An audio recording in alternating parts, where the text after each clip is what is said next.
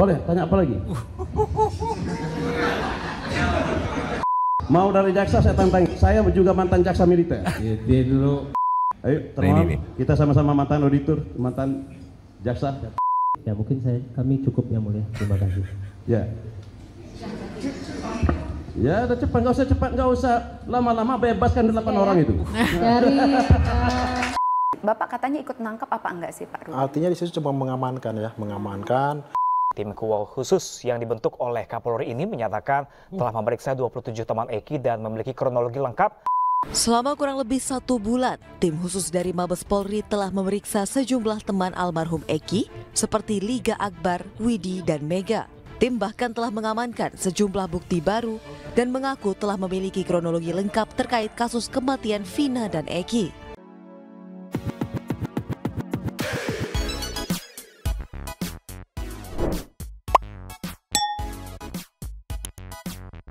Yo, Bang Santi people.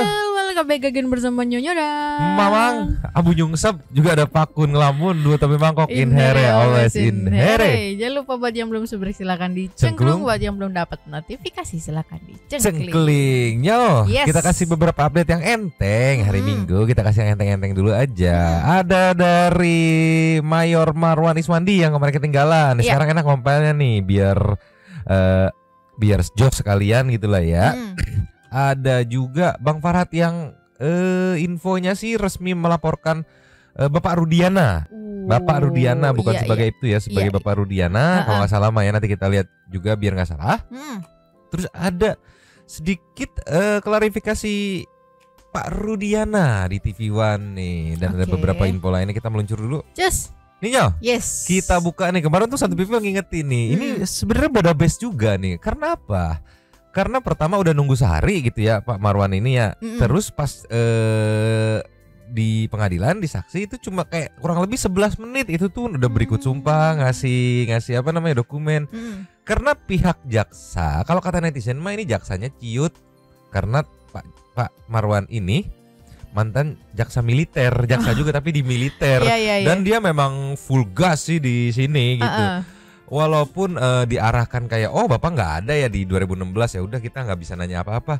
Tapi begitu memang compare, kenapa netizen bisa mengkomen pada saat live-nya? Mungkin kalau satu people nonton, kenapa bisa komen ini jaksa ciut, jaksa ciut?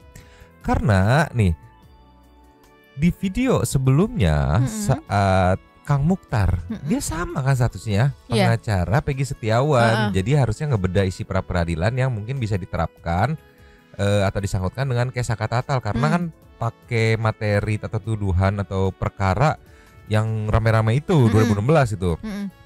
Pas Kang Mukhtar panjang kok ada sesi tanyanya. Begitu Kang Marwan enggak. Kita meluncur nih. Kita back dulu, kita play. Dari putusan pengadilan itu mengatakan ada hanya yang memukul. Sementara kematian si Eki itu karena salah satunya adalah pukulan di rahang. Sementara pelaku 8 orang itu tidak ada yang melakukan pemukulan di rahang. Yang melakukan pemukulan rahang itu adalah si Dani, yang katanya sekarang fiktif. Loh, bagaimana perkara ini? Makanya saya berharap banget di dalam putusan PK ini ke-8 orang ini dibebaskan. Boleh, tanya apa lagi? Ya bukan. Saya ya enggak, saya tantangin, mau dari pihak penasihat hukum, mau dari jaksa, saya tantangin. Saya juga mantan jaksa militer. Dia dulu mantan TNI AD. Saya juga mantan TNI AD sama-sama. TNI ya? TNI AD. Enggak ya, atmosfer TNI-nya masih kerasa ya. Kayak berasanya tuh masih baru mantan TNI-nya kayak baru 2-3 tahun gitu ya. Atmosfer aura TNI-nya masih kerasa ya gitu. Ayo, mau nanya apa lagi? Ayo. Tentangin lagi, tolonglah. Ini memang tadi nggak mulai dari full, dari tengah gitu. Pas momen nantangin lagi. Ayo, silakan mau nanya apa lagi. Nih kita lanjut lagi. Oke. Jadi dapat saudara katakan bahwa mereka ini terpidana digiring untuk mengaku, dan karena akibat penyiksaan dan intimidasi sehingga mereka terpaksa, orang-orang kecil ini yang merupakan kuli dan orang tidak memiliki motor dituduh sebagai geng motor oleh Rudiana, seperti itu? Menurut pendapat saya proses hukum dari awalnya sudah salah. Dari proses hukum salah dan memponisnya juga salah. Makanya saya bilang, saya berharap kepada kuasa hukumnya lakukan PK itu. Bagaimana saya bilang, saya sangat prihatin sekali. Saya sangat prihatin dalam perkara ini. Loh, saya bilang penyebab kematian jelas-jelas. Ya lucunya nih dua orang pelaku itu, si Andi dan si Dani itu perannya jelas loh. Saya membaca putusan. Dia memperkosa dan awalnya pengejaran itu kalau menurut putusan pengadilan dari si Andi loh. Waktu itu minum di warungnya Ibu Nining. Tapi si Andi dikatakan fiktif. Perkara fiktif. Tetapi mau hukum orang benaran. Ini kasihan saya. Apa pertimbangan hakim di Pengadilan Negeri Bandung ketika membebaskan klien saudara pada perkara peradilan? Gimana? Pertimbangan hakim sehingga Peggy harus dibebaskan. Peggy dibebaskan? Peggy dibebaskan. Iya, karena salah tangkap salah satunya. Iya. Dari penetapan tersangka atau penyitaan lainnya? Digugurkan. Semuanya digugurkan. Mungkin cukup dari kami, ya, Mulia.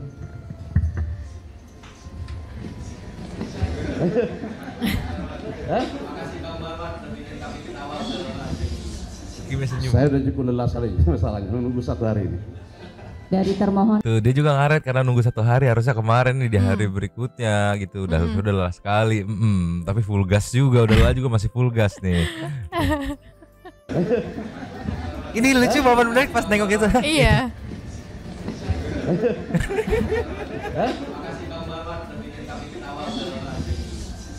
Saya udah cukup lelah sekali masalahnya menunggu 1 hari ini.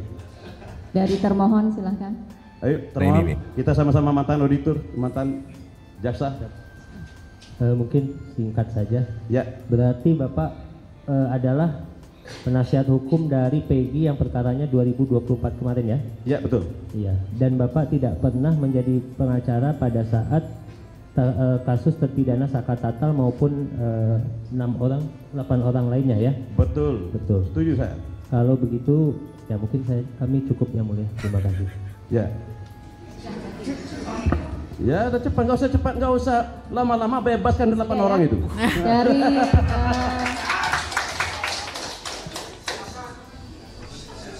ini kayak orang nonton bola jadinya. Ya. Jadi dari kuasa pemohon sudah, dari termohon juga sudah. Ya. Terima kasih untuk saksi. Silahkan. Baik, terima kasih Yang Mulia. Ya kan, nggak pakai lama jaksanya nih kalau kita compare next ya. Terus? Nih, pas momen Kang Mukhtar nih. Ceki. Play. Di berkas tahun 2024, apakah kemudian di putusan pra-peradilan tersebut menyatakan bahwa tersangkut juga kepada pembatalan perkara tahun 2016? Saya pikir wewenang itu bukan ada di kami sebagai PH untuk menilai bahwa pembatalan Peggy Setiawan sebagai mungkin maksudnya yang termuat di putusan itu Pak. Seingat Bapak yang termuat di putusan hakim pra bisa nyela-nyela, bisa motong-motong, begitu sama Kang Mukhtar, begitu sama Kang Marwan tadi, sama Bang Marwan tadi. Sudah cukup ya. Di 2016 ada nggak ada? Oh ya, yaudah kalau gitu dari kita sudah cukup. Nah, kan bisa kan ada keterkaitan kasusnya. Jadi perkara lama di case ke Peggy yang pada satu dimenangkan oleh tim PH-nya nih, perwakilannya ada 2 gitu. Kalau yang penetapan DPO nggak tahu, yang aku tangkap waktu itu Hakim Eman bilang ya karena penetapan DPO dari awalnya pun nggak sah gitu. Jadi ada keterkaitan, ada harusnya karena penetapan DPO-nya nggak sah. Begitu sama Bang Marwan, ya kayak kita udah cukup Yang Mulia. udah nih cepet nih. Aduh, Bang Marwan emang lagi jadi idola para netizen nih. Ngegas, atmosfer TNI-nya masih kerasa. Mana udah nunggu sehari ya kan? Iya, tapi untung dia nggak ngebete gitu kan. Iya. Terus juga kalau Bang Marwan aku lihat dia tuh ngetriknya begitu ditanya Bang Farhat, ditanya sama tim PH-nya Saka Tatal, dia langsung bongkar kejanggalan ya. Berarti kayak dikunci duluan, lu mau counter nih statement gua nih. Iya. Gue berdasarkan baca putusan kejanggalannya dari skenario yang ada di putusannya itu ibaratnya. Badabes. Kita kasih next ya. Cus. Ninyo. Yes. Yang menarik Bang Marwan berkomentar soal adanya tudingan-tudingan terhadap Kang Dedi nih. Ceki-ceki wow. Play. Membaca seorang Dedi itu ada unsur lain nggak sih Bang, dalam kasus ini atau dalam perkara ini? Kalau saya lihat Kang Dedi itu ikhlas dari hati yang paling dalam. Dia mau membantu menegakkan hukum, apalagi yang terzolim ini adalah masyarakat bawah.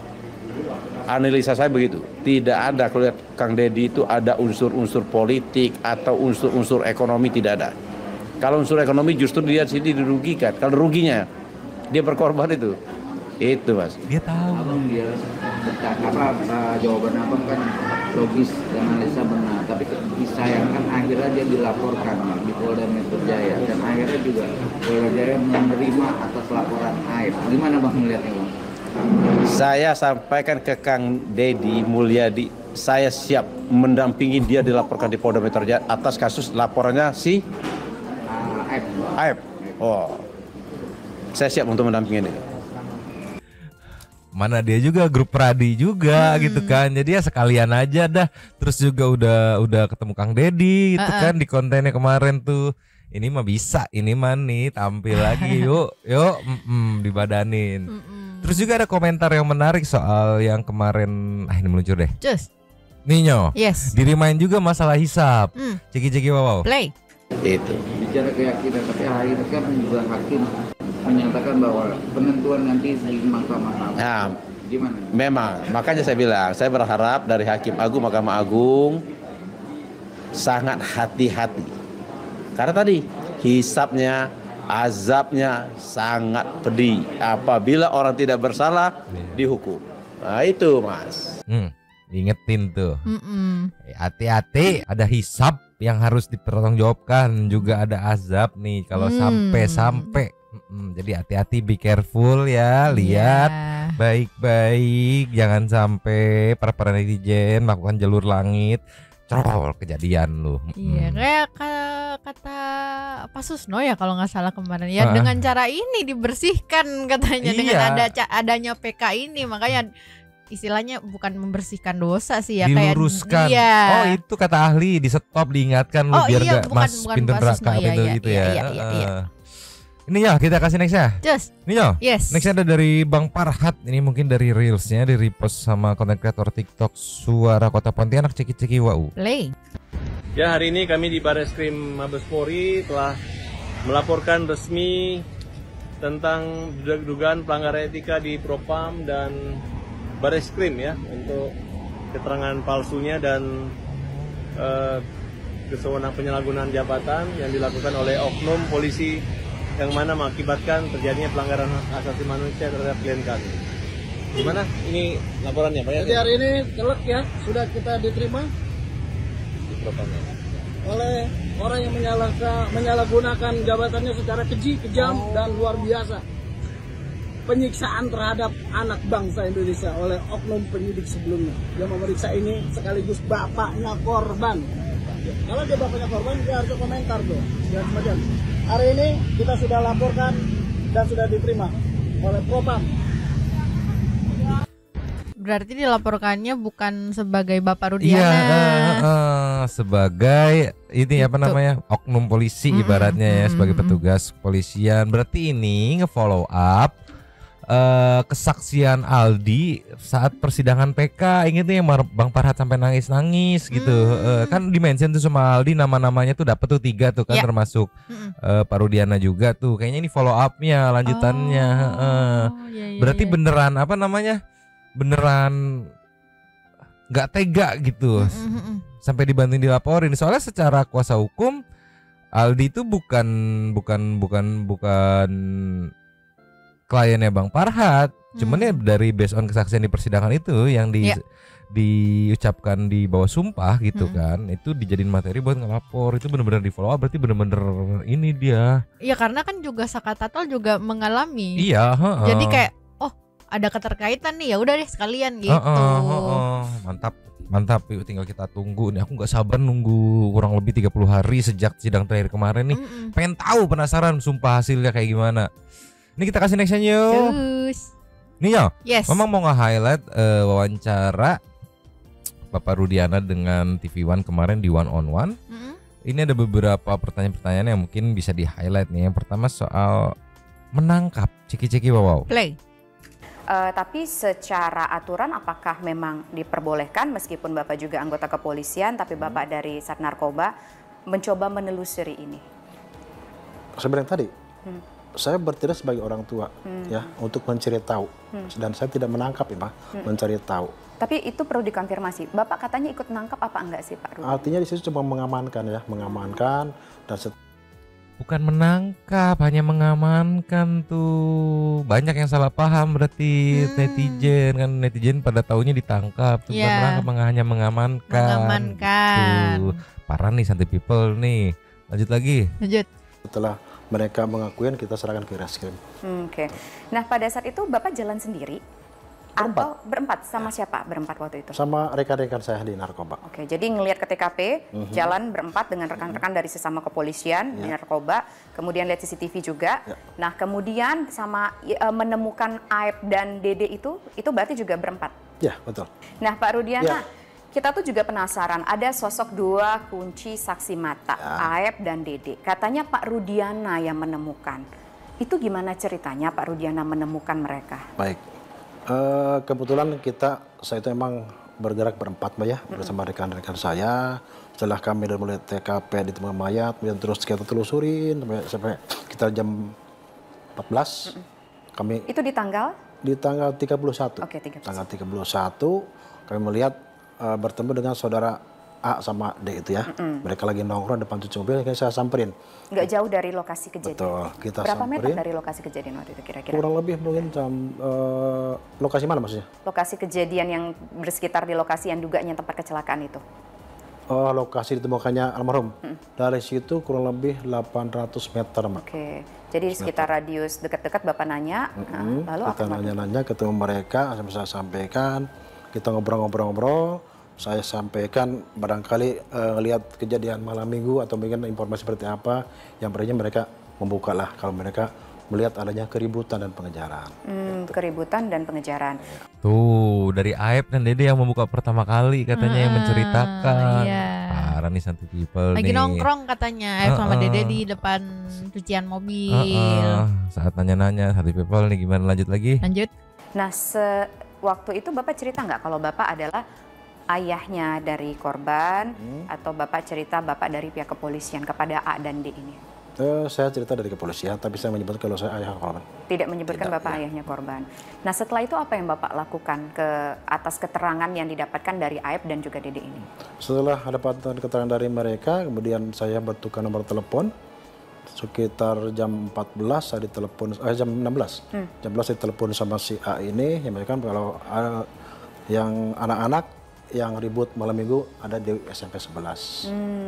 Dan pada saat itu apa sih yang membuat Bapak yakin dengan pernyataan A dan D, Pak? Sebetulnya bicara yakin dan tidak karena saya pun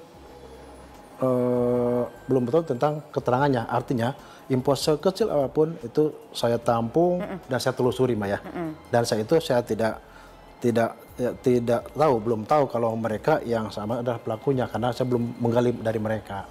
Cuma dari informasi itu Bapak kan bilang, ya udah ini nomor telepon saya, kalau kamu ngelihat mereka semua, kamu hubungin saya. Sejam kemudian mereka nelfon Bapak. 2 jam kemudian mereka nelfon Bapak. Dan pada saat itu yang menangkap siapa? Apakah Bapak atau mungkin rekan-rekan Bapak? Mungkin saya garis bawahi bukan nangkap ya, kita mau mereka, kita ngamankan mereka baik-baik dan dibawa ke ini apa jurnalisnya nih ngotot nih, udah dibilang mengamankan. Nah, nih jurnalisnya nih, lanjut lagi. Lanjut. Polres Ciko. Setelah ada pengakuan, mereka mengakui semua, kita serahkan ke reskrim. Oke. Ya. Setelah diserahkan berarti dibawa mereka dengan cara baik-baik atau pemaksaan atau gimana? Baik-baik, Mbak. Dibawa semuanya ada berapa orang waktu itu, 8. Pak? 8 orang itu semuanya dibawa ke kantor polisi. Ya. Dan setelah itu Bapak ikut proses menginterogasi mereka, mencari informasi dan keterangan dari mereka nggak sih, Pak? Kalau untuk penyidikan semuanya ada di penyidik, Mbak, karena saya sebagai pelapor, tentunya penyidikan ada di reskrim. Oke, jadi begini, Pak, ini terkait harus dijawab nih sama Pak Rudiana untuk klarifikasi juga ke massa, karena isu yang beredar di luar biasa. Ya. Katanya Pak Rudiana ikut menangkap, kemudian Pak Rudiana juga ikut menginterogasi mereka. Pak Rudiana juga secara kolektif katanya ikut menganiaya di antara mereka yang yang ditangkap itu. Seperti keterangan dari salah satu saksi PK-nya Saka Tatal ya, Renaldi, mengatakan bahwa ia dianiaya, disiksa, rambutnya dibakar segala macam. Menjawab ini bagaimana Pak Rudiana? Baik, sebagai seorang tua yang mengamankan pertama, saya tidak melakukan namanya penyidikan. Saya hanya menggali informasi. Setelah mereka mengakuin, kami serahkan. Tentunya segala macam upaya penyidikan ada di reskrim. Saya tidak turut campur kan penyidikan. Dan kemudian kaitan dengan adanya yang katanya lakukan penganiayaan itu tidak ada sama sekali, Mbak. Karena saat kami menyerahkan ke reskrim, posisi mereka masih bersih, masih utuh, tidak ada namanya penganiayaan. Apa nggak jadi minum aku tuh pas diserahkan kondisinya gila tuh bisa ditangkap sendiri santuy people. Berarti patut di tracking juga kan pada saat itu reskrim yang bertugas siapa aja yang barusan di-mention sama Bapak Rudiana kan. Kan dia bilang ya saya bersih, saya serahkan ke reskrim yang bertugas tuh bisa di-track. Bawa ini mah KB ke bawah. Lanjut lagi. Tapi mana ada yang disebut lagi namanya sama Renaldi kemarin kan? Iya. Oh itu enggak yang disebut sama Renaldi itu yang ngamanin. Oh. Yang apa namanya? Iya, yang A sama G kan. Itu kan timnya. Nah, makanya perlu dikonfrontir nih Renaldi bener nggak nih itu Aldi ya, siapa tahu kan Renaldi salah gitu. Lanjut lagi. Lanjut. Jadi nggak benar Pak Rudiana ikut menganiaya mereka ataupun terjadinya penganiayaan yang mereka alami. Iya. Nah, kemudian juga ada informasi yang menyebutkan bahwa ini statement yang terakhir beberapa hari yang lalu kita dengar dari Dede yang mengatakan bahwa ia dipaksa oleh Ibtu Rudiana untuk memberikan keterangan palsu.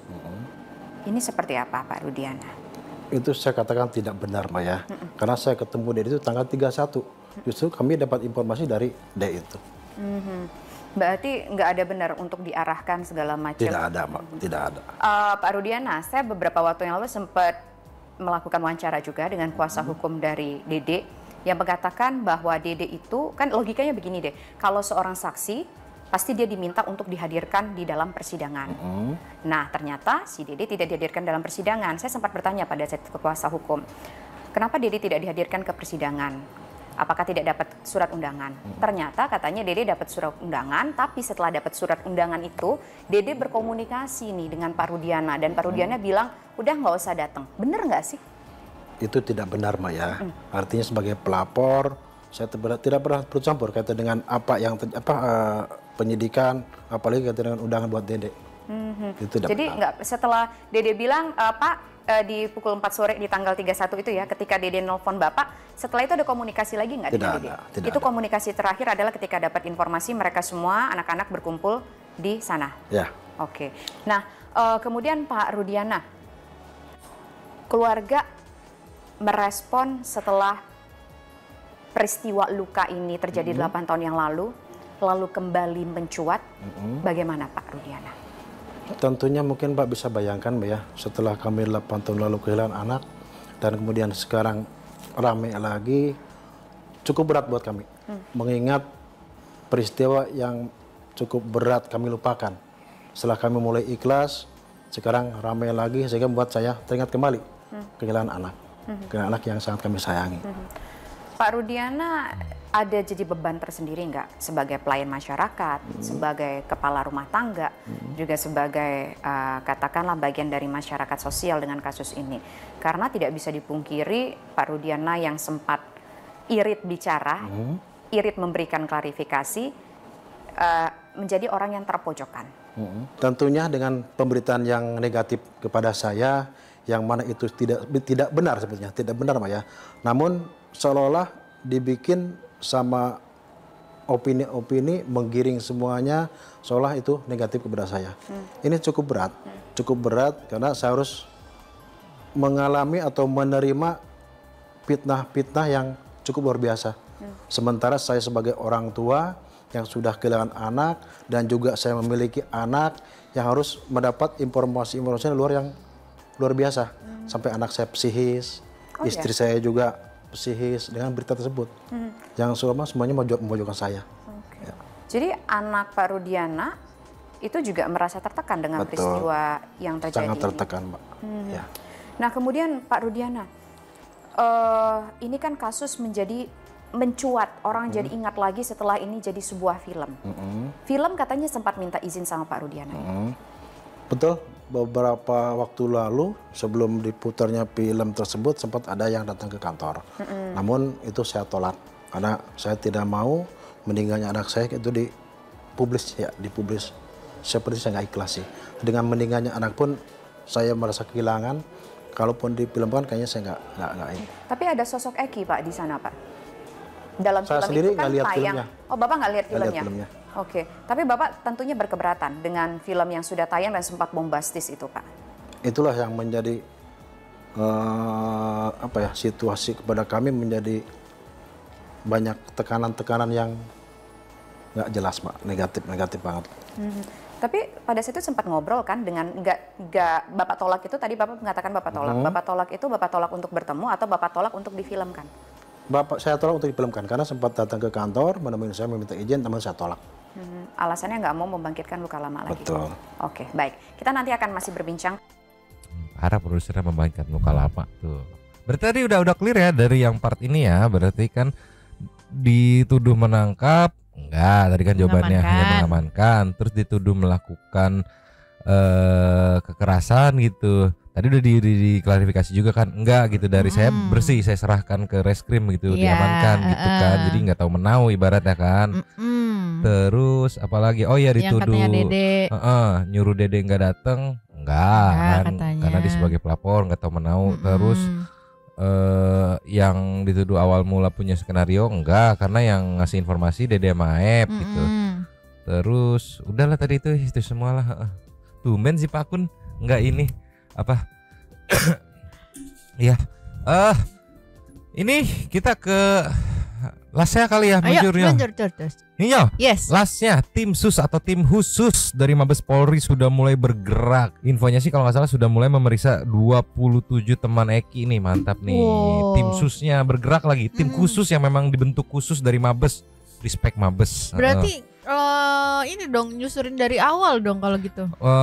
Aku belum tahu pergerakannya, mau nyusurin dari awal atau kayak gimana, tapi yang jelas dengan dibentuknya aja tim khusus ini kemungkinan bakal bisa membantu terang benderang sih, karena dibentuk tim khusus gitu. Ini ceki-ceki wow. Play. Tim khusus Mabes Polri terus lakukan penyelidikan terkait kasus kematian Vina dan Eki. Tim khusus yang dibentuk oleh Kapolri ini menyatakan telah memeriksa 27 teman Eki dan memiliki kronologi lengkap terkait kasus kematian Vina dan Eki.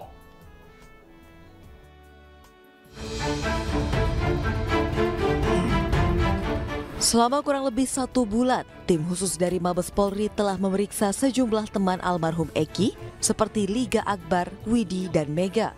Tim bahkan telah mengamankan sejumlah bukti baru dan mengaku telah memiliki kronologi lengkap terkait kasus kematian Vina dan Eki.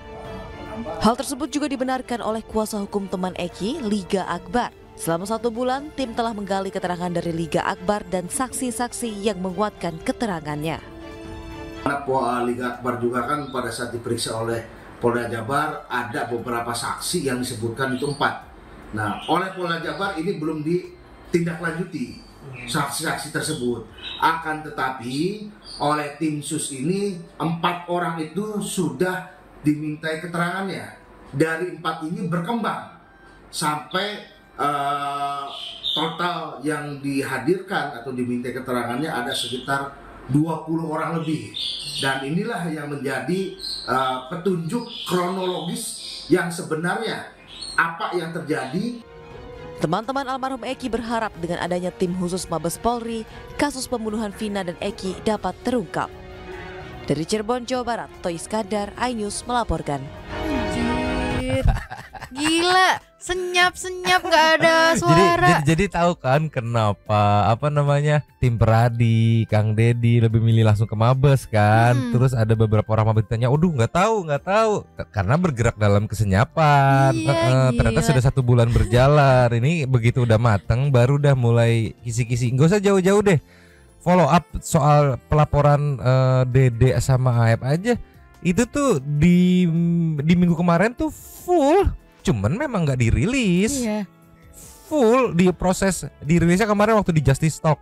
Nih dari Kang Deddy yang ngomong kan, nih Bang Jutek nih sampai jam 4 gitu untuk gelar perkara gitu. Tapi memang gak dirilis karena emang apa ya? Ya aku nggak tahu ya, mungkin punya pertimbangan tersendiri kenapa harus senyap gitu ya.